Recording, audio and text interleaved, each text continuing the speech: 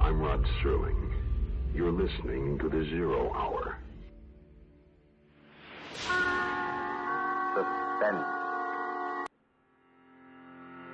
I'm the Whistler. Yours truly, Johnny Dollar. Who is it? The Fat Man. Presents The Man Called X. The Mysterious Traveler. Another journey into the realm of the strange and terrifying. I hope you will enjoy the trip, that it will thrill you a little and chill you a little. So settle back, get a good grip on your nerves. Where are we going? You'll find out when we get there.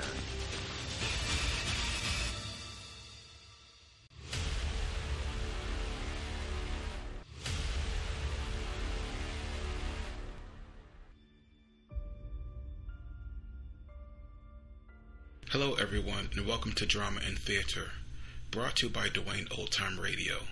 Drama and Theater features some of the best programs from the golden age of radio, including Escape, The Fat Man, Suspense, The Whistler, Zero Hour, Yours Truly, Johnny Dollar, and many, many more.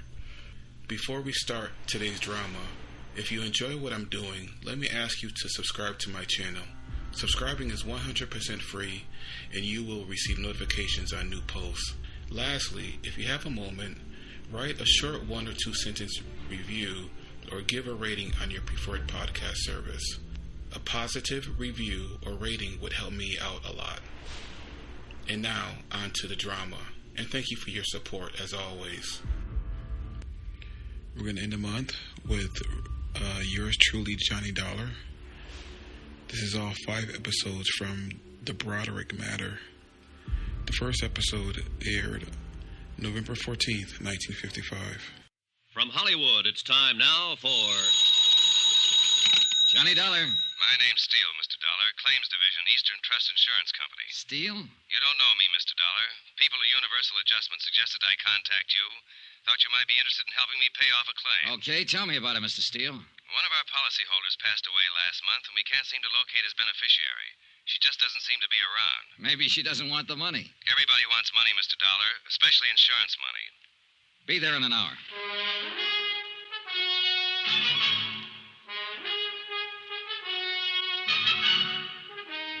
Tonight and every weekday night, Bob Bailey in the transcribed adventures of the man with the action-packed expense account, America's fabulous freelance insurance investigator. Yours truly, Johnny Dollar.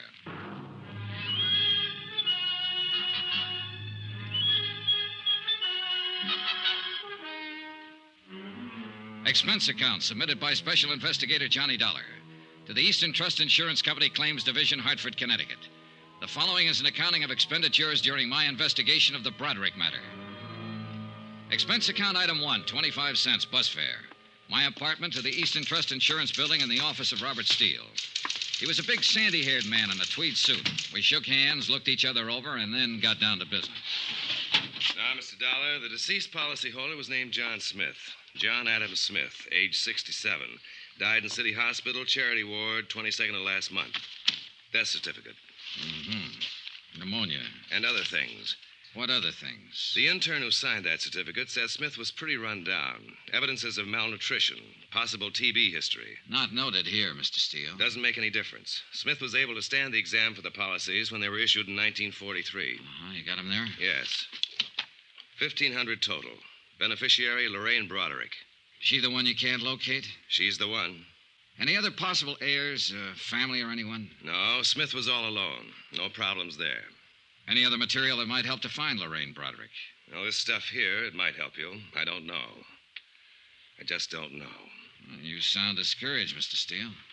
$1,500 isn't a lot of money, and the chances are Lorraine Broderick won't even remember John Adams Smith when you do find her. But I hope you do. I'm explaining this badly. Look here. You see? Mm-hmm. And here. And here. It's the same all through the book. Smith was absolutely religious about his payments. Never missed a one. Never let it slide one day. Now, I bet I've got the record of 20,000 policy buyers, but none of them reads like that. I'm impressed, Mr. Steele. Can you tell me why Smith died in a charity ward if he was this conscientious? He didn't have any money or friends or home. He made his living selling papers. Oh. We wouldn't have known about his death except for the fact that the coroner's office called us. What can you tell me about his beneficiary? Lorraine Broderick was just someone who stopped and talked to him one day while he was selling papers. She was 11 years old at the time. What? Yes. The agent who sold the policies used to buy his papers from the old boy. One day, Smith stopped him and said he wanted to do something nice for a nice little girl named Lorraine Broderick. So he began taking out the policies. The agent have any more background on that part of it? No. Lorraine Broderick met Smith that one afternoon and helped him sell his newspapers. Smith never saw her again after that. 1943, she must be 23 or so now. Well, I hope she grew up to be the kind of person he thought she was then. Oh, hardly any of us fill out the promise we have at 11 years, Mr. Steele. Then that isn't what I mean. I mean, if he met her that one day when she was a little girl and he made this gesture toward her, and it was tough for him to make those payments all those years, I hope she deserves it. The money doesn't mean anything, but that kind of endorsement from somebody, even an old bird who sells papers on a corner, is worth more than all the money in the world. Does that sound foolish, Mr. Dollar? Not a bit, Mr. Steele. Not a bit. Expense account item 2, $2. Cab fare to Lorraine Broderick's last known address. 1485 Cushing Street, a broken-down apartment house that had probably never seen better days or better neighbors. The owner and manager of the building recalled that Paul and Mary Broderick, parents of Lorraine, had been killed in an automobile accident in 1948. The manager did not know what had become of Lorraine. She had moved out of the apartment 2 days after the funeral. No forwarding address. Expense account item 3, 4 bits, more cab fare. This time 7 blocks away to Pulaski Street, and a dingy cluster of red brick buildings that were yielding slowly to time and wear. I arrived at 3 on the dot. I don't think high schools ever change much. At least this one was no different than the one I'd been in way back when. The persistent smell of pencil sharpeners, ink, discarded lunch wrappings.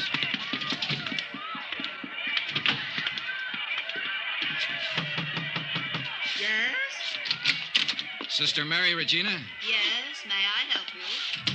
Good afternoon, sister. My name's Johnny Dollar. I wonder if I could talk to you a moment. Dollar? Yes. Are you sure you shouldn't be speaking to Sister Amadea in the grade school? I don't believe we have any students named Dollar. Oh, no, sister. I don't have any children in school here. I've been hired by Eastern Trust Insurance Company to locate a beneficiary on one of their insurance policies. I thought perhaps you might help me. Well, I'll try, Mr. Dollar. I took a chance and came here because it was the nearest high school to the girl's address. Her name is Lorraine Broderick. Lorraine Broderick? Yes. The last trace I have of her was in 1948. She was about 17 then, possibly still in school, possibly this school. Lorraine Broderick. Mm-hmm. Sound familiar, sister? In a way, yes. Oh, there are so many, Mr. Dollar. Yeah, I just met about 3,000 of them out in the hall. Yes, I know. 1948. Benson, Brady, Broderick, Lorraine Mary Broderick. Oh. Yes, Mr. Dollar, your guess was very good. She was here in St. Charles from 1945 to 48, yes. I wonder if there's an address listed there, home address. 1120 Seaton Place. Oh, my, that's quite far from here. Parents deceased, guardian. Oh. Anything wrong, sister? Why, I remember Lorraine now, Mr. Dollar. Her parents were killed in an automobile accident in her senior year. Yes, and she went to live with her uncle, James Broderick, at this Seaton address. Oh, yes, I remember that lovely girl. She was in Sister Hildegard's class. That ties up with what I know about her so far, sister. Oh, I remember her so clearly. I can even see her face. Perhaps that was it, her face. Like an angel's, gentle and fresh and wonderful. The man who left her the insurance money must have thought the same as you do, sister. He saw her one day when she was 11. Oh, I have an annual from that year, Mr. Dollar. Would you like to see Lorraine? Yes. Right here. Yes, here we are. That's Lorraine Broderick. Beautiful, isn't she? Sister Mary Regina pointed to a group picture on one of the pages. It was labeled Girl Fidelity. Lorraine Broderick was in the first row, one of 30 or 40 self-conscious little girls wearing identical self-conscious expressions. Her hair appeared to be deep brown or black, her features soft and slightly cherubic. Undeniably, Lorraine Broderick had been a beautiful young girl. In all probability, she was a beautiful young woman, wherever she was. By 5 o'clock, I'd been to her uncle's address on Seton Place. There I learned that Uncle James Broderick had died of a heart attack in 1950. The people at the address reported that Lorraine had lived with him up until the time of his death. She had worked in a dentist's office, they told me. As far as they knew, she still worked there. I made a phone call. Yes, sir? Johnny Dollar, Mr. Steele. Oh, how are you going on Lorraine Broderick? Well, I might need some help. Have you got a man? Sure. I've got her traced up to 1950, Steele. She worked for a dentist here in town. Uh-huh. Probably got her job in his office right out of high school. That meant she pretty well had to get it through a professional agency. That sounds reasonable. I'll get a man to check the agencies in town that specialize in that. Let me know.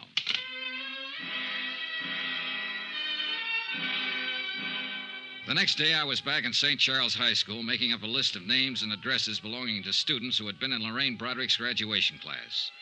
Out of the 10 names I chose at random, I was able to locate only 2. Both girls, both married. Both remembered Lorraine Broderick. Neither of them had seen her since graduation. Neither of them was able to furnish any helpful information. Expense account item 5, 10 cents, 1 phone call. Steele again. You want to take this down, Dollar? Yeah, okay. David Pollard. That's Dr. David Pollard. 2950 Tremel Lane. Lorraine Broderick went to work for him as a receptionist in 1949. Got it? Got it. What's his office address? Suite 210, Majestic Building.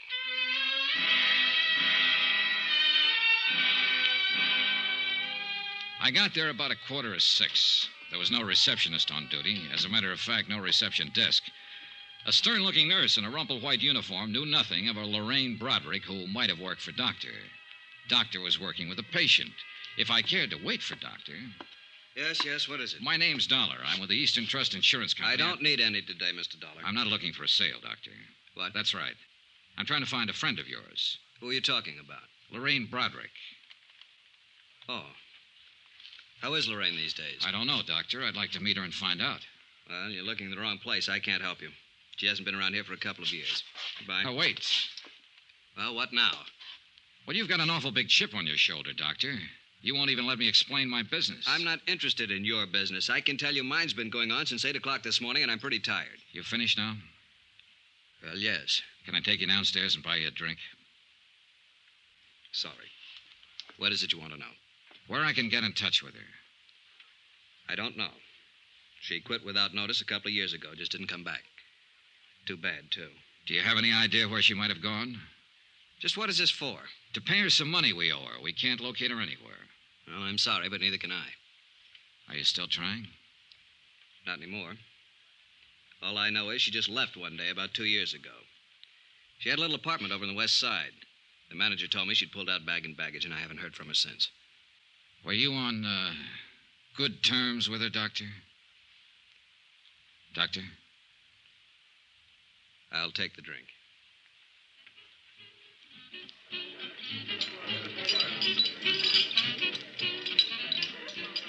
Don't misunderstand me, Dollar. She was a real sweet girl. But there was something about her... I don't know. I hope you find her. Or maybe I don't. What are you talking about? She had plans of her own, plans she never told me about. Look, I was in practice 3 years when she came to work for me, fresh out of high school. With all of it, she still made me feel like a little boy in knee pants. That smile of hers you could take 2 ways. And the look that went with it. I'm sure she's met a lot of men since she walked out on me, and I'll bet all of them have found out the same thing. What's that? That they've been taken. You mean money? Oh, it wasn't the watch or the necklace or the loans every now and then. It was being taken worse. You know, being used and knowing you're being used. I don't quite get it. And I'll make it clear. That sweet, fresh, beautiful little girl was out to do everything and everybody for all she could get. She's rotten, you know, just plain rotten.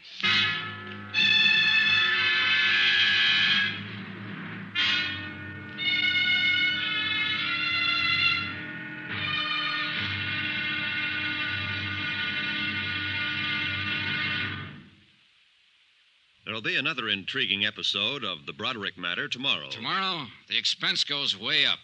Yeah, it costs money to prove how wrong one man can be. Join us, won't you? Yours truly, Johnny Dollar.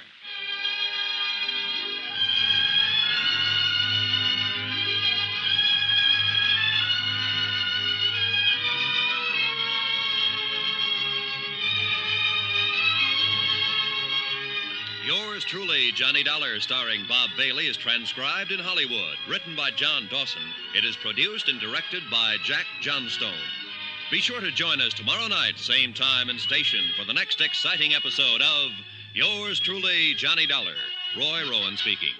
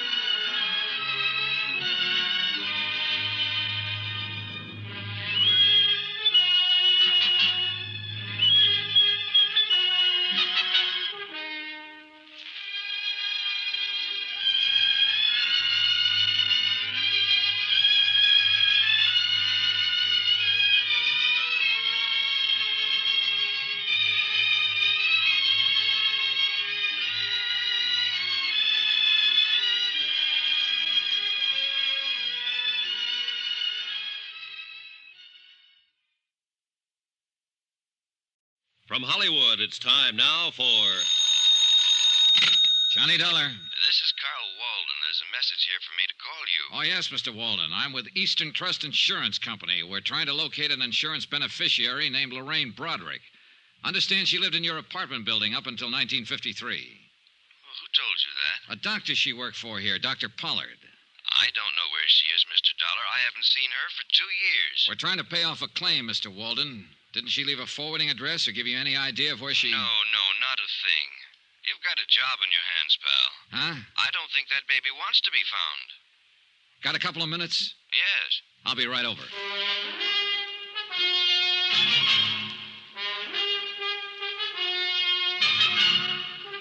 Tonight and every weekday night, Bob Bailey in the transcribed adventures of the man with the action-packed expense account, America's fabulous freelance insurance investigator. Yours truly, Johnny Dollar.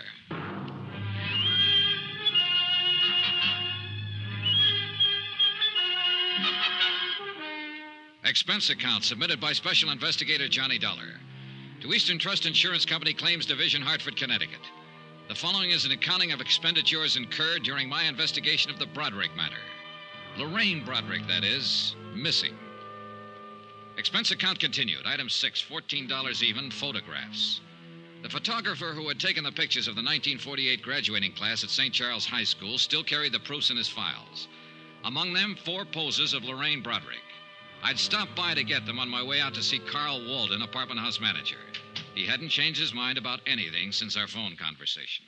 No, sir, she doesn't seem to want anybody to know where she is. She'd have left a forwarding address or something like that. Instead, she pulled out in the middle of the night bagging baggage, and that's the last we ever saw of her. Just when was this, Mr. Walden? About the middle of December or so, 1953. Yes, it was a couple of years ago. Mm-hmm. Oh, you want one of these? No, thanks. I don't smoke. Can you think of any place she might have gone, Mr. Walden? New York City. Oh, why New York? Well, it's the closest place to go, isn't it, for somebody like her? I'm not so sure I know what she was like. I've had several different versions, Mr. Walden. Say, you talked to that doctor she worked for? Yeah. Boy, I'll bet his version was a pip. How do you mean? Well, she walked out on him. That poor guy was around here several times asking if we'd heard from her, if she'd written us a change of address. He didn't say it, but I think he had it real bad for her. Oh? Oh, yeah. And I didn't tell him about the other guy either. Well, suppose you tell me about the other guy, Mr. Walden. Well, why not? Well? Well, about a week before she left, I saw her in the hall a couple of times with this other guy. Big, gray-haired man, wore Homburgs and things like that. An older man, is that what you mean? Oh, no, not old. 45-ish, maybe. You know, expensive-looking character. Drove a caddy the size of a freight train, New York plates. He'd buy and sell this place with his pocket money. Happen to know his name? No. He never came around again after she moved out. But they were sure chummy while he was here. At least a couple of times I saw them together. Can't blame him. She was okay. Did she owe you any rent when she left? Nope. Did she give you notice she was vacating? Nope, just left. A note or anything? A $50 bill on the desk in an envelope addressed to me. That's all. That's it. Well, was she friendly with anybody else in the building? Well, not that I know of. People here keep pretty much to themselves. You know, it's a funny thing. What's funny? That old boy with the Homburg. I wonder why he never came around looking for her. Good question.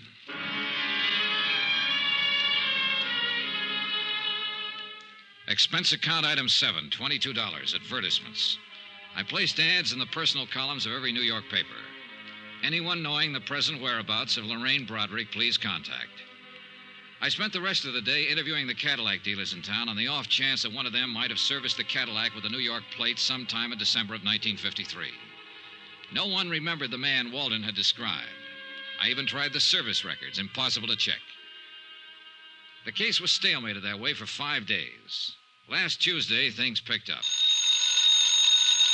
Johnny Dollar. Hello? Hello, who's this? Johnny Dollar? Yeah. Can you hear me very well? Johnny, I'm calling from New York. Hey, who is this? Why, it's Lorraine. Lorraine.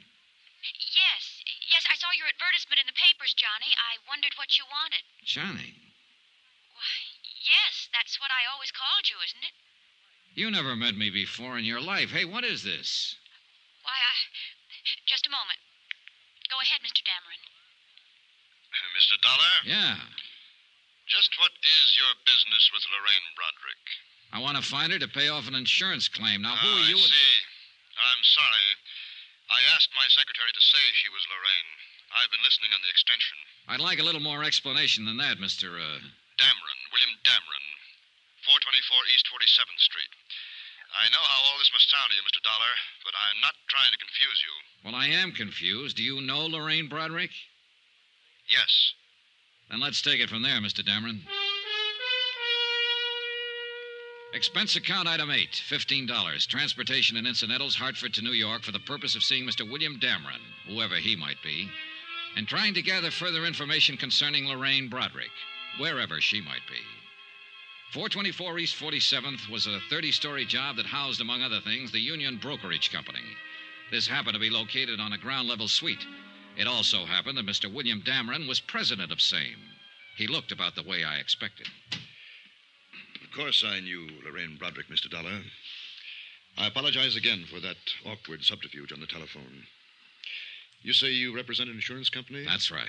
May I see your credentials? Well, sure. Here you are. Investigator. Thank you. We're trying to pay off on a policy, Mr. Dameron. A man named John Smith left Lorraine Broderick a small estate of $1,500. I see. Can you tell me where she is right now? I'm afraid I can't. Oh, sit down, Mr. Dollar. Sit down, please. Oh, thanks. I take it you knew her in Hartford. That's right, I did. She came here to New York with me. Oh? Let me assure you there was nothing improper about it. I met Lorraine when she was working for a dentist there, a doctor, whatever it was. I happened to have had a little dental trouble on a trip there. I found the dentist and I met her. When I suggested she drive to New York with me, I did it with the understanding that we were to be married here. Uh-huh. You couldn't have known her very long, Mr. Dameron. A week. No one could have been more surprised than myself at my own conduct. And still more surprised when once we arrived here, Lorraine disappeared. Yeah, that seems to be a habit of hers. Tell me about it, Mr. Dameron. Look, you're talking to me, not the insurance company. Very well. It was Christmas Eve of 1952. Lorraine was staying with my sister Pauline up in Westchester County. I picked her up about 6 o'clock that evening to go to a party out on Long Island. Between here and Long Island, we stopped for gasoline. I left the car for a moment, and when I came back, Lorraine was gone. And, well, that's it. Did you see her or hear from her after that? No, I didn't. Did she leave a note in the car, a message of some kind? No. I don't quite get this, Mr. Dameron. You were going to be married after you knew her only a week. You brought her here to New York, and a few days later, she just stepped out of your car in a filling station and disappeared. It's quite reasonable from her point of view, I suppose. But not from mine. It doesn't make sense. Did you have a fight, an argument or something? Oh, no. Well, what was it? Nothing.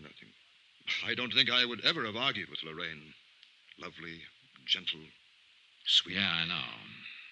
What about her things? What things? Well, her clothes out at your sister's. Didn't she send for them, or what? No, she only had 2 small bags. They're still there as far as I know. Well, what did you do? Did you call the police? No, why? Well, I would if a girl I was going to marry disappeared like that. No, I'm afraid a call to the police would have been, well, rather awkward, a man in my position. Let me ask you this. Do you have any idea why she walked away? Yes. Perhaps it's of no practical value to you, though. Any information I can get will be helpful, Mr. Well, all right, then. I think Lorraine was frightened. Of what? Of life, Mr. Dollar. Not people or circumstances, but life. Yes. You say that with a lot of conviction. Yes. Lorraine had always been, well, a poor girl. She lived with a rather decrepit uncle for a time after her parents were killed in an automobile accident, she said. And I think that I offered her the happiness and security she had always longed for. But I also think she was not mature enough or adjusted well enough to accept it. This is of no value, is it? Well, it might be. Can you tell me if she ever spoke of any ambitions? Maybe she wanted to go on the stage or become a nurse, something. Lorraine simply wanted to be my wife and live here. I can see you find that difficult to believe when I'm almost old enough to have been her father. But that is not the reason Lorraine walked away from the car that night. Believe me, Mr. Dollar, unless I'm terribly mistaken, she was very much in love with me and wanted to marry me. Have you tried to find her, Mr. Dameron? No, I have not. I waited around the filling station that night hoping she'd return, but I didn't report the matter to the police, as I said before. I intended to hire private detectives to locate her, but then I gave that up, too. I'm afraid I don't understand this. If you loved her... Would this make it more understandable? Lorraine was a rational, normal human being when I left her in that car. No one forced her away from it, or me. The man at the filling station said she merely stepped out and disappeared down the street. She left of her own free will, for her own reasons. I think I see your point. Thank you. I've hoped that one day she would appear at my door, contact me, come to me. But she hasn't. The most matchless woman I've ever known. Is there any way I can help you more concretely? If you could tell me the exact location of that filling station. Yes, I believe I can do that, but why? Last place she was seen alive. Oh, that word alive. Just a word, Mr. Dameron. Have you spoken to many people who knew her? A few. The dentist she worked for, an apartment house manager, principal in her high school. Mm-hmm. Yeah, I think they all told me the truth. The what? The truth. You know, how it actually was. What really happened. Oh, Mr. Dameron, she would have run out on you in Westchester, taken a cab from your sister's place with her luggage, or she could have come to you and called off the marriage. Mr. Dollar, Now, looking at you and talking to you, anyone would be impressed by the fact that you're a reasonable and understanding man. I am. She could have left you a dozen easier ways, Mr. Dameron, but it doesn't stand to reason that she'd step out of a car on Christmas Eve on the way to a party and disappear. With no luggage, with the clothes on her back, and no more.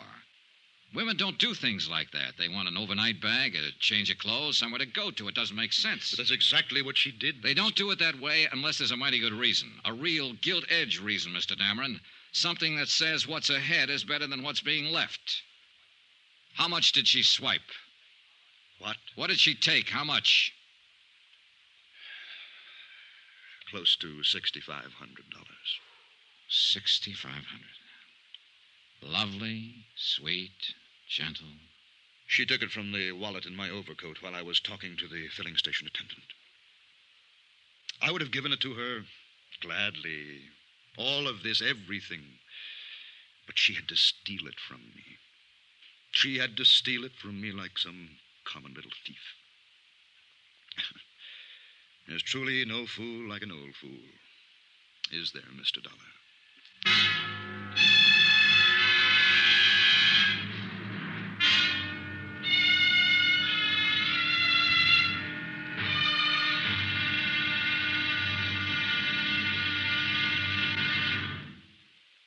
be another intriguing episode of the Broderick matter tomorrow. Tomorrow, when the trail really gets hot and goes right down on a police blotter. Join us, won't you? Yours truly, Johnny Dollar. Yours truly, Johnny Dollar, starring Bob Bailey, is transcribed in Hollywood. Written by John Dawson, it is produced and directed by Jack Johnstone. Be sure to join us tomorrow night, same time and station, for the next exciting episode of Yours truly, Johnny Dollar. Roy Rowan speaking.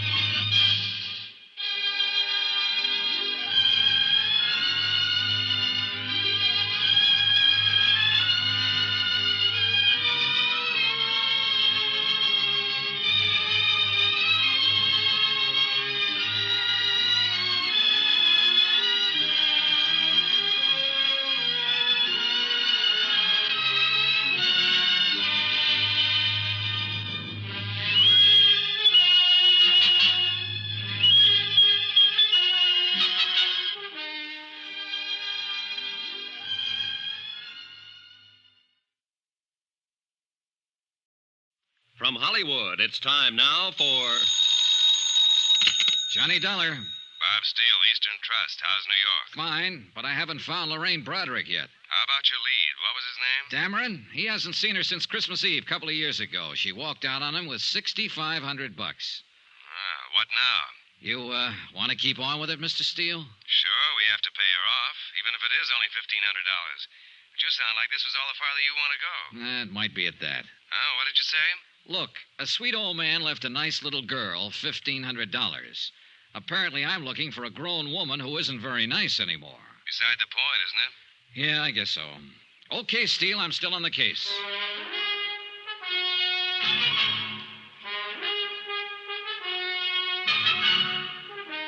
Tonight and every weekday night, Bob Bailey in the transcribed adventures of the man with the action-packed expense account, America's fabulous freelance insurance investigator. Yours truly, Johnny Dollar.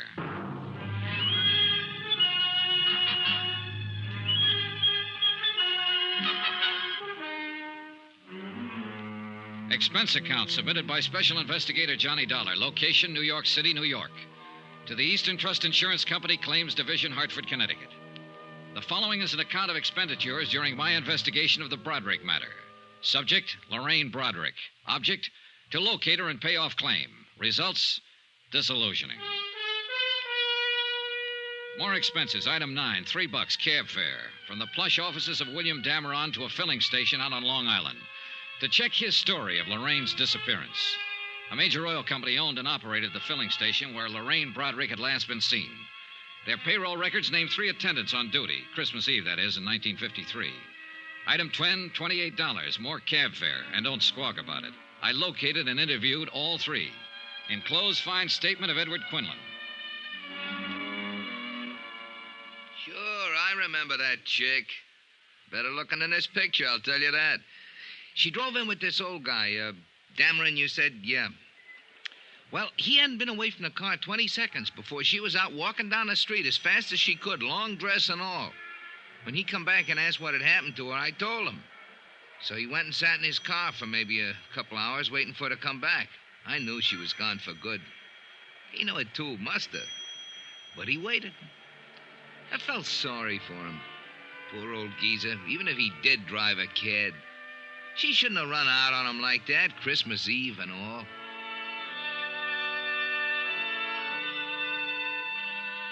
Pauline Dameron Whitfield, sister of William Dameron, living up in Westchester County, verified her brother's story. Lorraine Broderick had left all of her clothes and bags at her house. Mrs. Whitfield had not heard from her or seen her since Christmas Eve, 1953. A check of the luggage revealed no information that would be helpful in locating Lorraine Broderick. The following morning at the New York Police Department downtown, I requested a missing persons investigation on Lorraine Broderick. She was booked in under an alias, Jane Brown. When I got to court, she gave her right name, Lorraine Broderick. What was the charge, Sergeant? Misdemeanor, drunk, disturbing a peace. $25 in night court, April 25th, 1953. That the only time she made the blotter? Yep. What's the address, Sergeant? 1346 Yardley. 1346 That's 2 years Yardley, ago. thanks. At the address on Yardley, I learned that Lorraine Broderick had moved 18 months before. Again, there was no forwarding address, but the landlady turned out to be quite talkative. I'm glad she moved away from here, Mr. Dollar. I'd like to help you find her, but I'm awful glad she moved away. Why do you say that, Mrs. Gaines? Noisy. Parties all the time. I run a quiet place, you know. Yeah, I'm sure you do. When she first come here to rent the apartment, I thought she was the quiet type. Nice. She looked like she was just out of finishing school or something like that. Oh, she couldn't have been more than 20 years old. Well, maybe a little more, 22. She told me she was a secretary and she worked in Manhattan. Well, I let her have the apartment, of course. She paid her rent in advance, in cash. But once she was in, it was a different story. Yeah. Did she tell you where she worked in Manhattan? No, she never quite got around to mentioning that. Anyway, she couldn't have worked very hard. All the dates she had, night after night, honestly. Do you happen to know any of them, Mrs. Gaines? I do not.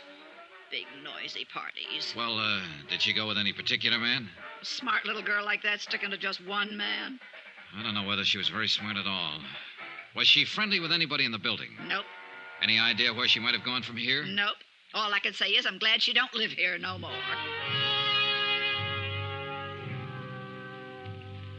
I went back to police headquarters. It had occurred to me that hardly anyone is ever arrested for being drunk and disturbing the peace alone. I was right. The night court files revealed that Lorraine Broderick had been arrested with 5 other people, 3 men and 2 women. I took down their names and began to check them out. Number 3 down the line was a man named Tyler in the hosiery business. Yes, he remembered Lorraine Broderick very well. No, he hadn't seen her for 6 months, but he could tell me where she lived.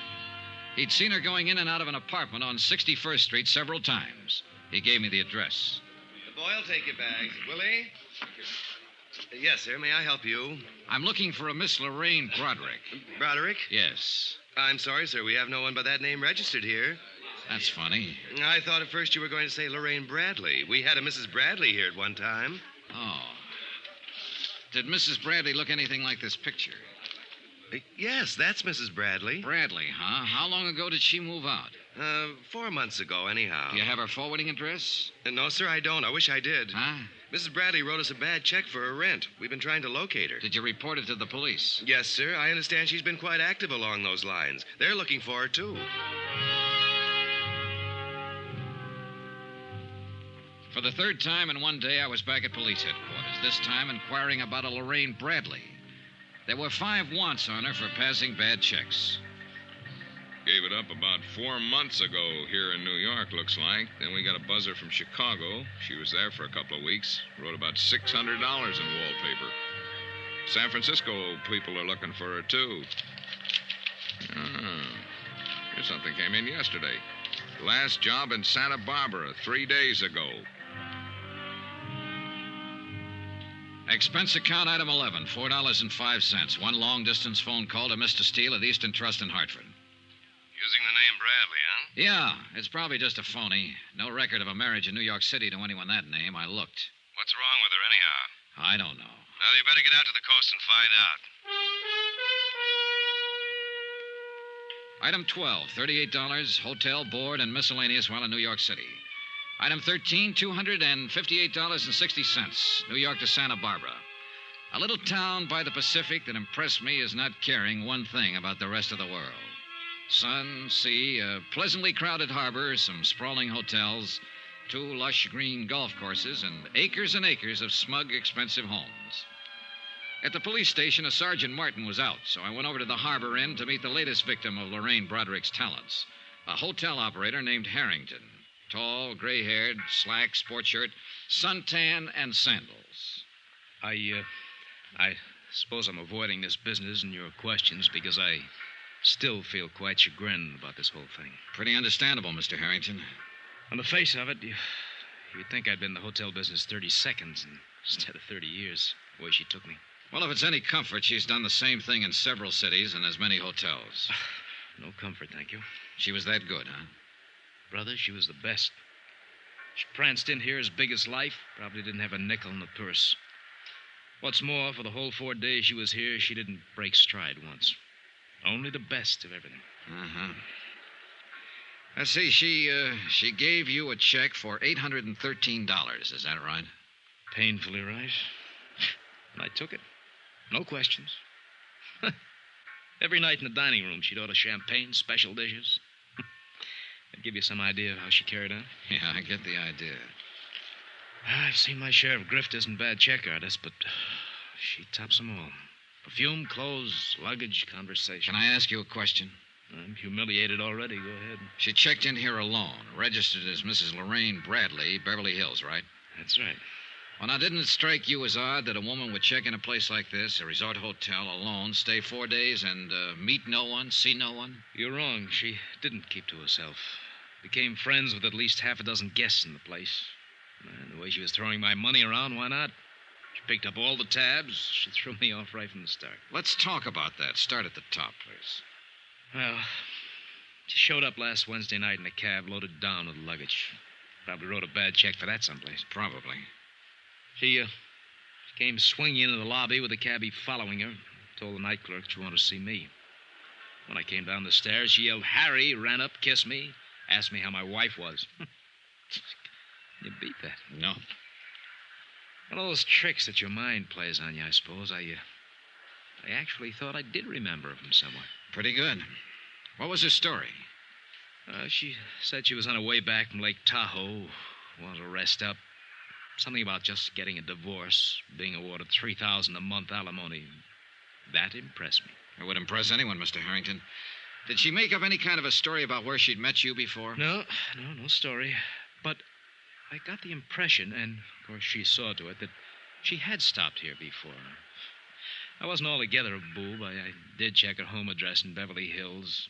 There was a Robert Bradley listed there, same address she gave. Later on, I found out that he's in Europe with his wife and children. But his name was in the book. Oh, yes. Say, getting back to that part about her being familiar.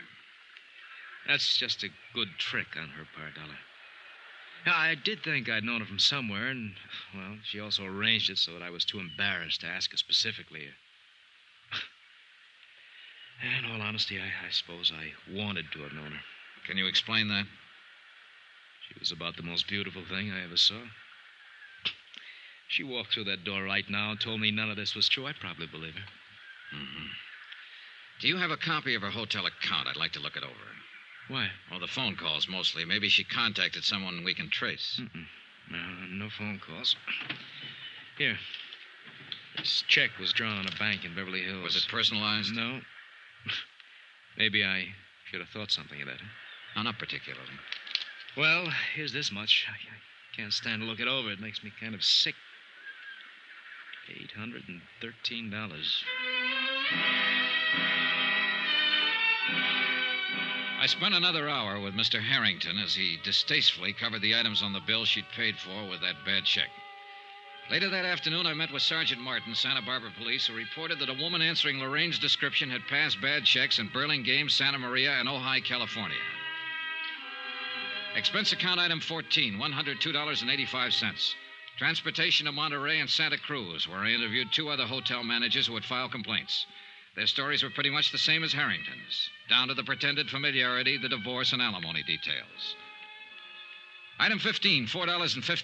Long-distance phone call, Steele again in Hartford. That you, Johnny? Yeah, Mr. Steele. I've been hopping around all over the state. Policeman in Santa Barbara called here trying to find you, Sergeant Martin. He says he's got a line on her. Huh? He's done it again. Up down to Malibu Beach. The man who runs the seaside inn there found out her check was bad 15 minutes after she left. Now get started. You shouldn't be more than an hour behind her. Mr. Steele, I'm on my way.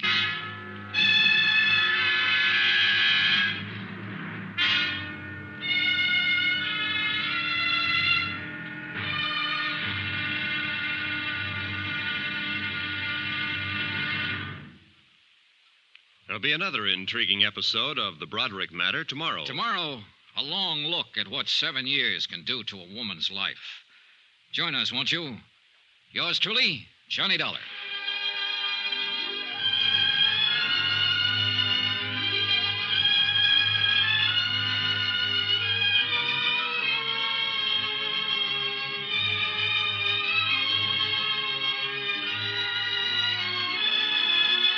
Yours Yours truly, Johnny Dollar, starring Bob Bailey, is transcribed in Hollywood. Written by John Dawson, it is produced and directed by Jack Johnstone.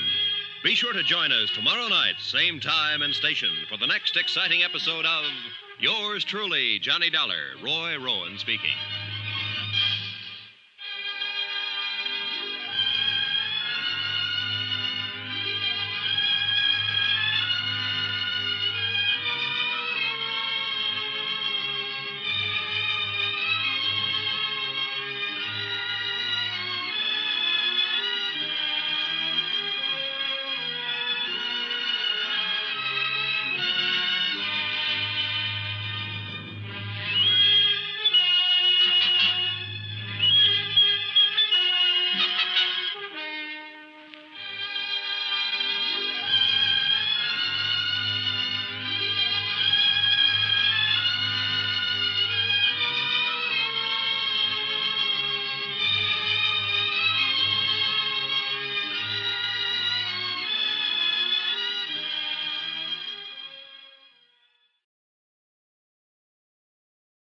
From Hollywood, it's time now for Johnny Dollar. Dollar, my name's King, Malibu Sheriff Station. Did you leave a message here? Oh, yes, sir. I understand you're looking for Lorraine Broderick. Broderick or Bradley, whatever name she's using. We want her. I'm looking for her, too. Well, what's your connection? I'm an insurance investigator. We've been trying to find her all the way from Hartford. We have to pay off a claim that's due her. Claim? Yeah, that's right. An old man left her $1,500. She doesn't deserve it, not that one. I can't tell him that. He's dead. I'm expecting a little action on it pretty quick. Like to be in on it. Come on over.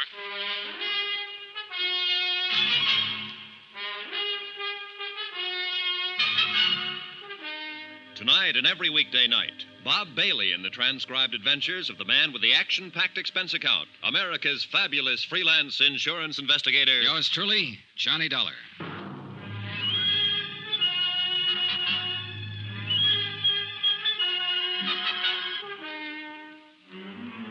Expense account submitted by Special Investigator Johnny Dollar. Location, Malibu Beach, California. To the Eastern Trust Insurance Company, Claims Division, Hartford, Connecticut. The following is an accounting of expenditures during my investigation of the Broderick matter. More expenses, item 15, $38 even. More transportation. My trip here to Malibu Beach, where I didn't even bother listening to another disgruntled hotel proprietor repeat a bad check story I knew only too well. I went directly to the sheriff's station and Deputy King. Well, that's about the picture, Mr. Dollar. Lorraine Bradley was at the inn 4 days and checked out this morning. Used the name Bradley. Lorraine Bradley. She can't be too far ahead of you now. I hope not. This has been a long, rough chase. While she was at the inn, she took up with one of our local residents, a man named Joe Tappan, who lives over in the beach colony. We know this much. He drove her into town this morning when she checked out of the inn. Have you talked to this man Tappan yet? He hasn't come back yet. When did she leave the inn? Oh, about 10 this morning. Uh-huh. After 2 now. It gives him just about time. He has a house over in the colony. We've got a man there. Colony? Down the road a piece. They call it that because a lot of movie stars built beach homes there 25 or 30 years ago. Movie colony, right in the beach. Oh, this Tappan, is he an actor? Yeah, when he gets work, which isn't very often. Mainly, he keeps suntan. Excuse me. Sure. Yeah, this King. Oh. Good, right away. Tappan just drove up to his house. Let's go. I went with Deputy King to talk with Joe Tappan. He turned out to be a healthy, muscular man in his mid-30s. By the time we got there, he was in trunks and sunglasses, sitting on a porch at the front of his house. He was a little stunned by the news we brought him. What? Lorraine a phony? But are you sure about this, Sheriff? That's the man at the Seaside Inn. Oh, no. No, I don't believe it. Is this Lorraine? Go ahead, look at it. Well, that looks like Lorraine. Yes, but I can't be sure. She's older. Well, I mean, the girl in this picture's pretty young. It's her, all right. Mr. Dollar's been looking all over the country for her. Hartford, New York City, up and down this coast. Well, come on. Let's go up to the house. I thought I knew her pretty well. How long did you know her, Mr. Tappan? Well, not long, but I knew her. I really did. When did you meet her? The first night she checked into the Seaside Inn. 4 days, then? Yeah. Want something to drink? No, thanks. Well, I think I'll have... No, I don't want to talk about her. We have to talk about her, Mr. Tappan. But I'm sure there's some explanation about the check. She'd have to explain quite a few checks. Right, Dollar? Yeah, that's about it. Mr. Tappan, I understand you drove her into Los Angeles this morning. That's right. I took her to the Beverly Glen Hotel. Did she check in there? No, she just dumped her luggage. She told me she didn't know whether or not she'd have to go to Chicago tonight. Something about a house she owned there that had to be rented or sold. Uh-huh. Did you leave her there at the Beverly Glen? No. She made a phone call and said that she had to meet her lawyer. Did she say where? A bar in Hollywood. The Topper, I think it was, on Cahuenga Boulevard. I drove her over there and left her. When was this? A couple of hours ago, I guess. About noon. How was she dressed? Black, strapless, wore a fur stole. Did she mention any names, tell you anything about herself? Oh, yes. She told me that 6 months ago, her little boy was killed in an automobile accident. He was only 2 years old. She said that was the thing that broke up her marriage to this Bradley. Uh-huh.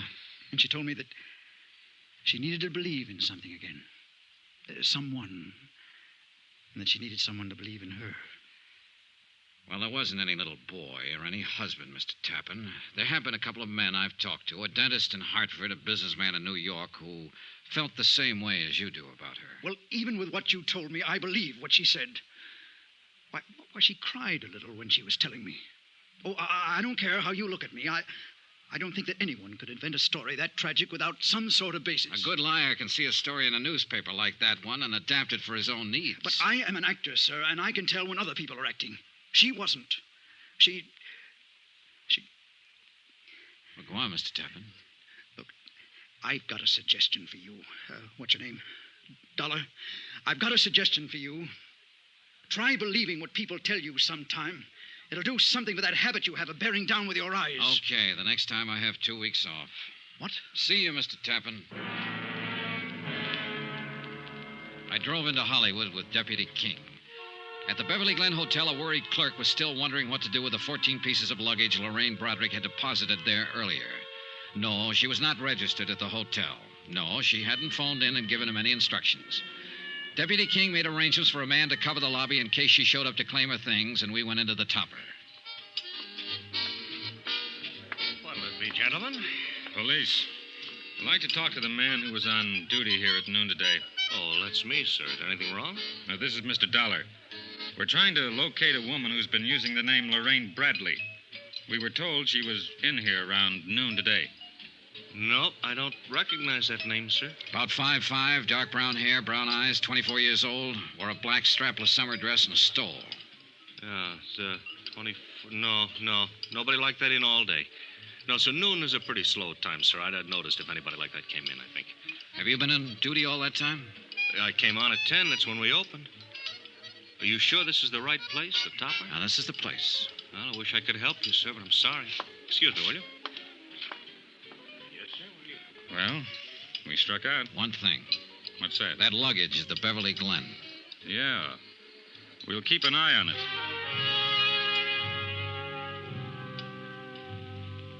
Lorraine Broderick did not return to the Beverly Glen Hotel that day to claim her luggage. The lobby was watched around the clock.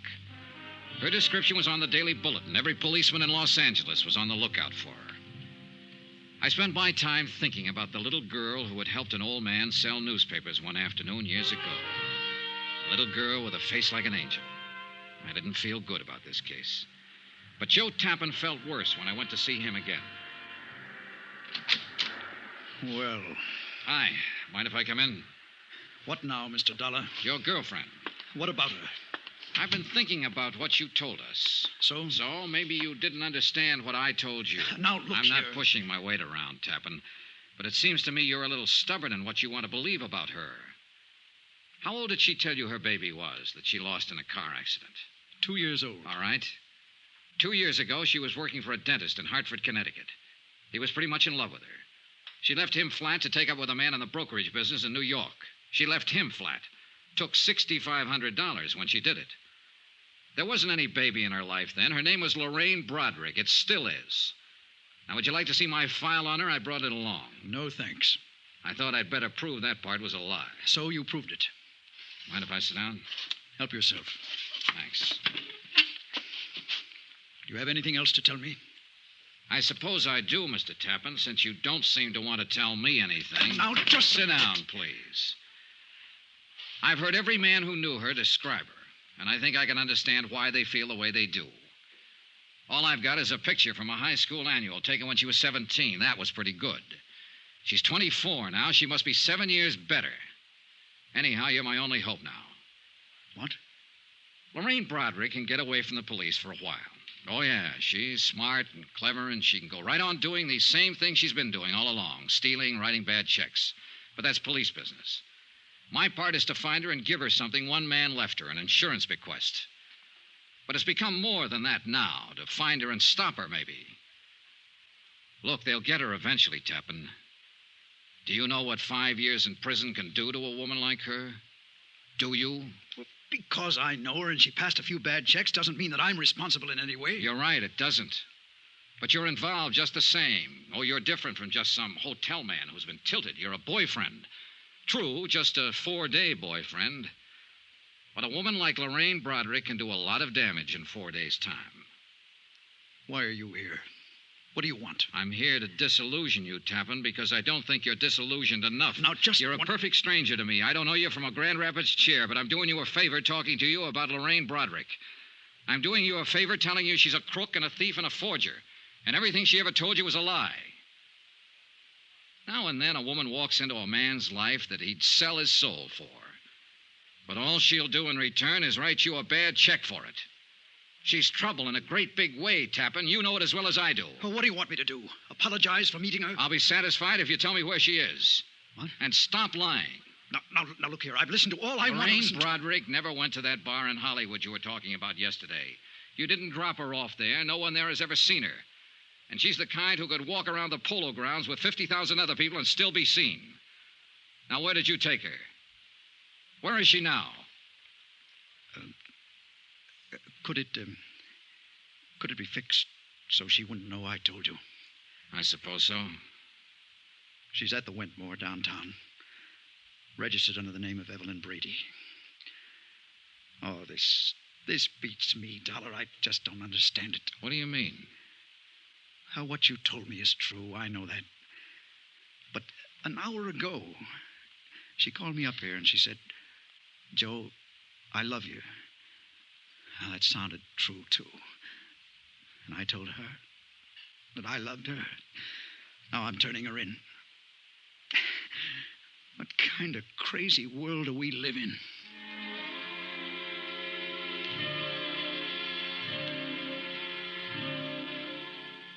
Expense account item 16, $14. Cab fare from Malibu to downtown Los Angeles in the Wentmore Hotel. A second-rate old-timer on Figueroa Street. A little different from the swank spots where Lorraine Broderick had lived so gaily. The clerk told me she was in 1302.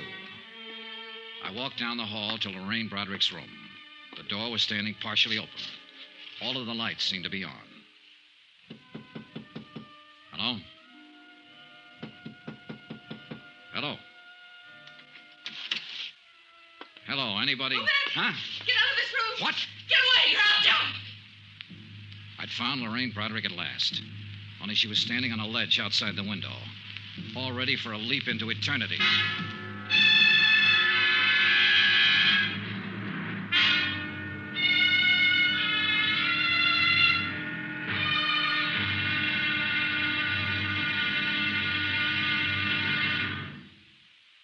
There'll be another intriguing episode of the Broderick matter tomorrow. Tomorrow, the end of the trail. For me and for Lorraine Broderick. Join us, won't you? Yours truly, Johnny Dollar.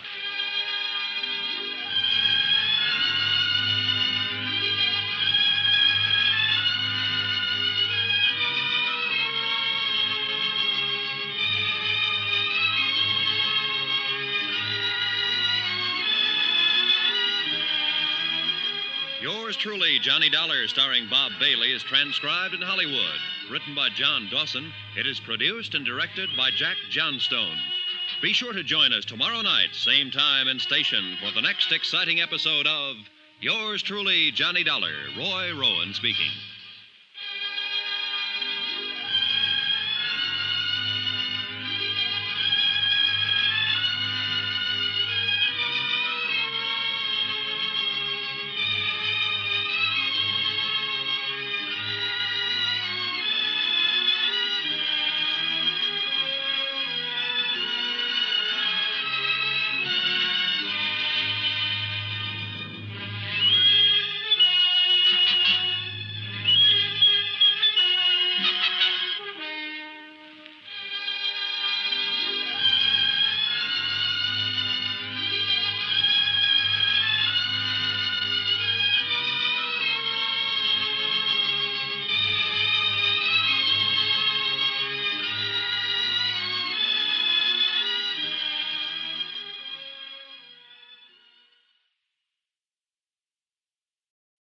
From Hollywood, it's time now for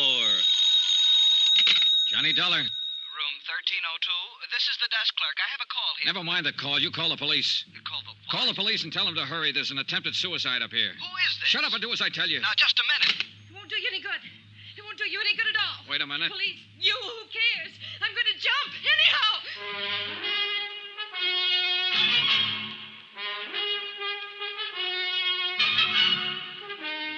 Tonight and every weekday night, Bob Bailey in the transcribed adventures of the man with the action-packed expense account, America's fabulous freelance insurance investigator. Yours truly, Johnny Dollar.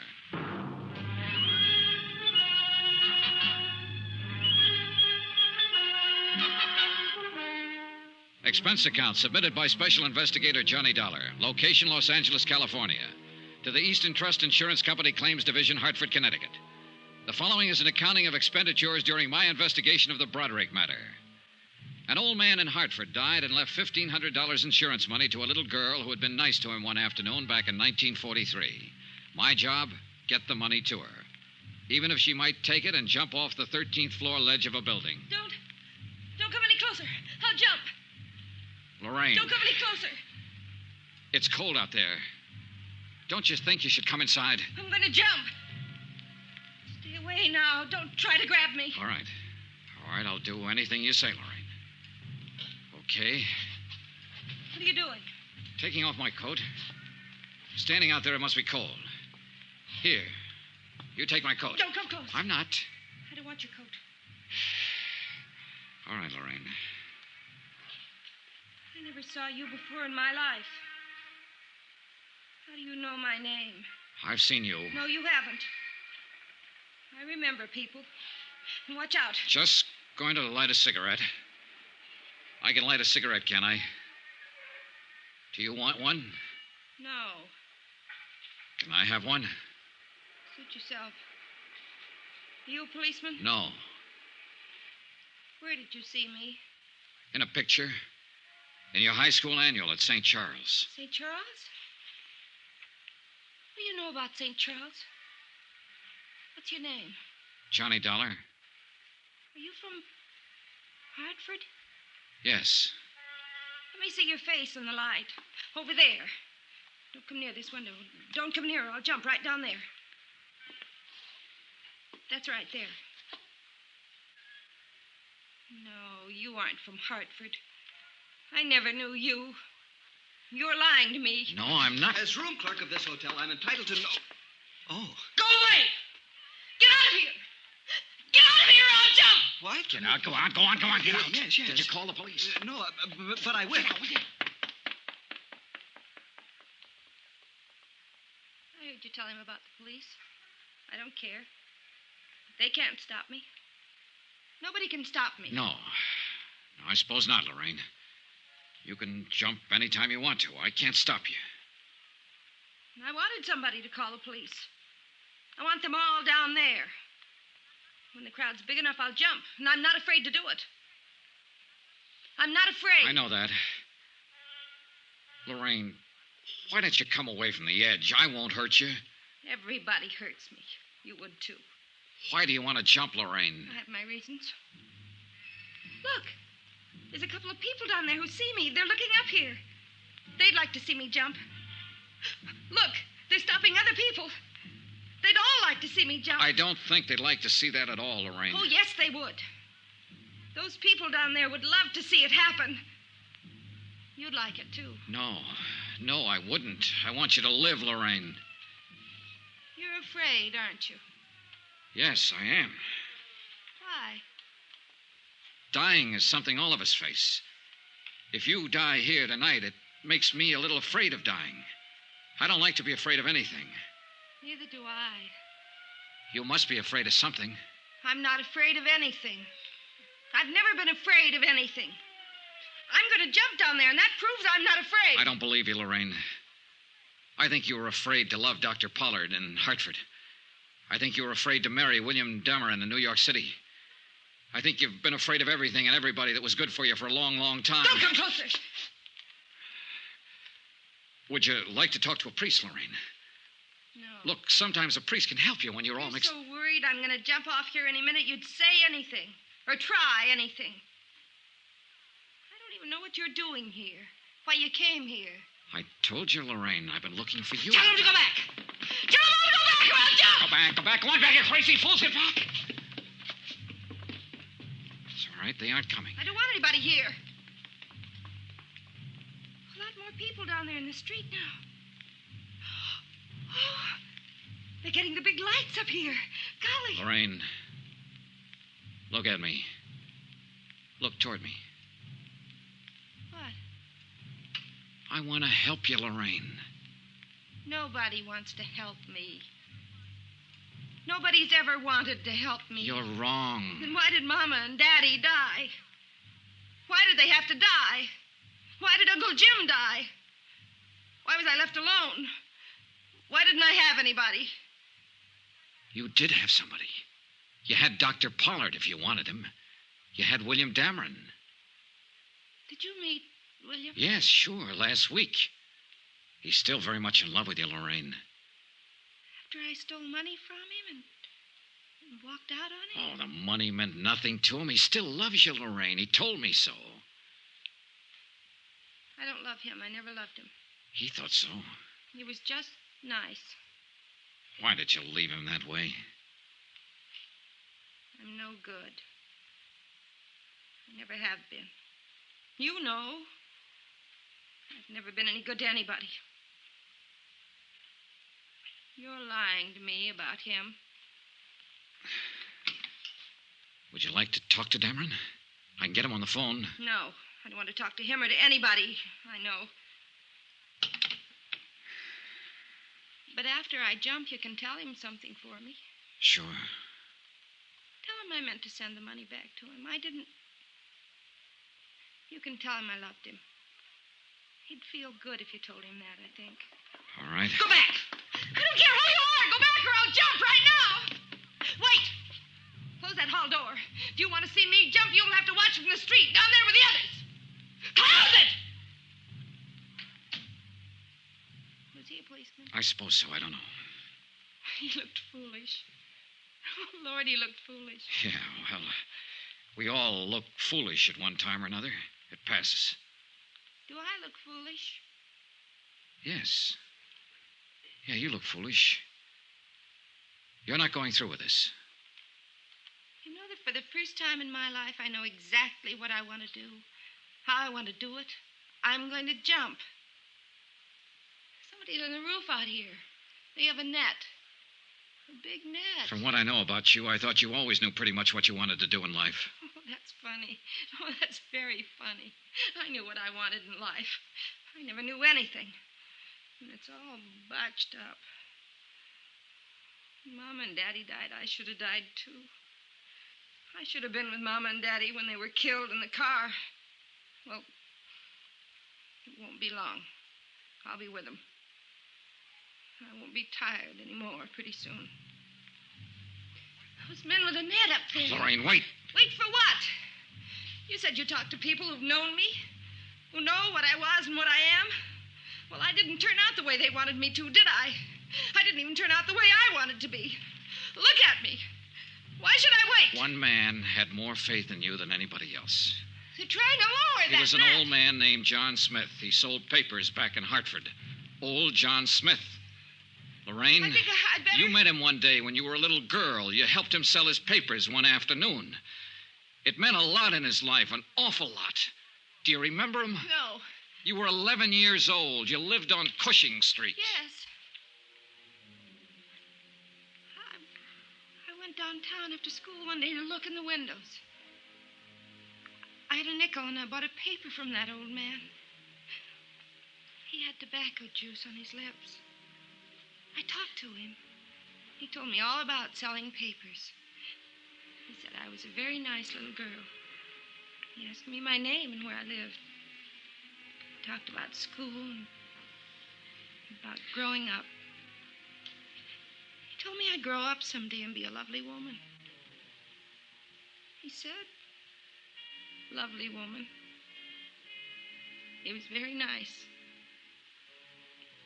He was the nicest man I ever knew. And I only knew him that one afternoon. Where is he? He's dead, Lorraine. Dead? He left you all his money. Insurance money. It comes to $1,500. You're lying. No, Lorraine. He wanted you to have it. He worked very hard and sacrificed a great deal to make sure you'd have it. You're making all this up. It's all a lie. Only that afternoon. It was an important afternoon. Here, look. What? Don't come closer. These prove I'm from the insurance company. Here's the check. Throw them over. All right. Go ahead. Pick them up. I won't make a move. What do you think now? That old man? That poor old man. Oh, that poor old man. Easy. Easy.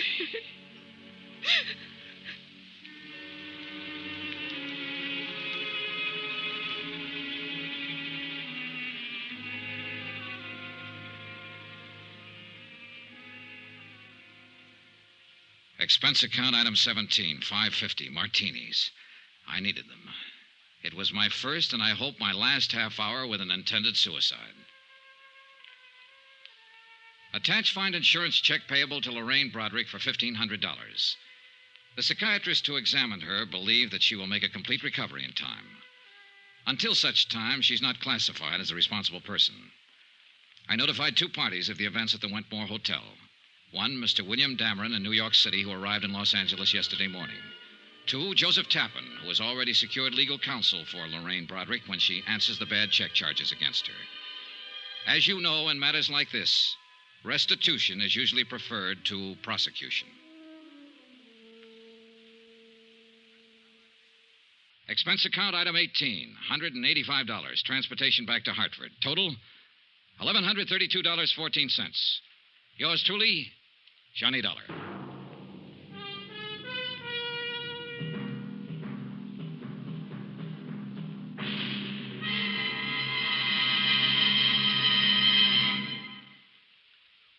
Remember, please, there'll be another intriguing story for you beginning next Monday night. Next week, the Cronin matter.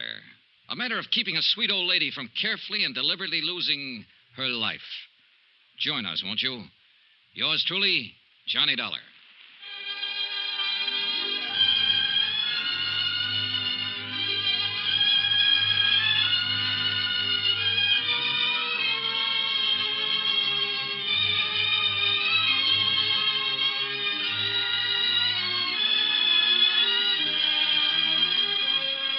Yours truly, Johnny Dollar, starring Bob Bailey, is transcribed in Hollywood. Written by John Dawson, it is produced and directed by Jack Johnstone. Heard in this week's cast were Eleanor Audley, Barbara Eiler, Virginia Gregg, Carlton Young, Harry Bartell, Herbert Ellis, John Daner, Marvin Miller, Tony Barrett, Frank Gerstle, Chester Stratton, and Lawrence Dobkin. Musical supervision by Amerigo Marino. Be sure to join us on Monday night, same time and station, for another exciting story of yours truly, Johnny Dollar. Roy Rowan speaking.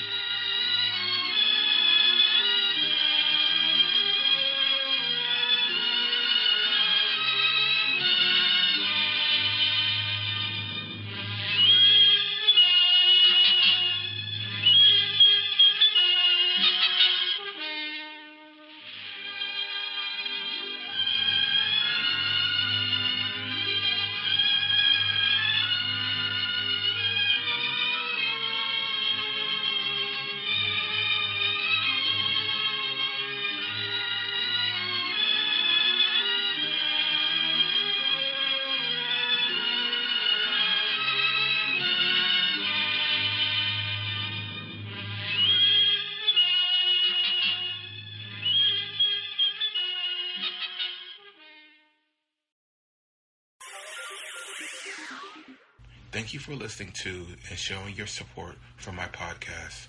If you would like to receive notifications of when new episodes are posted, please subscribe to my channel. Subscriptions are 100% free, and they really help me get an idea of how I'm doing. Well, hope you enjoyed, and until next time, stay safe, wish you well, and as always, peace.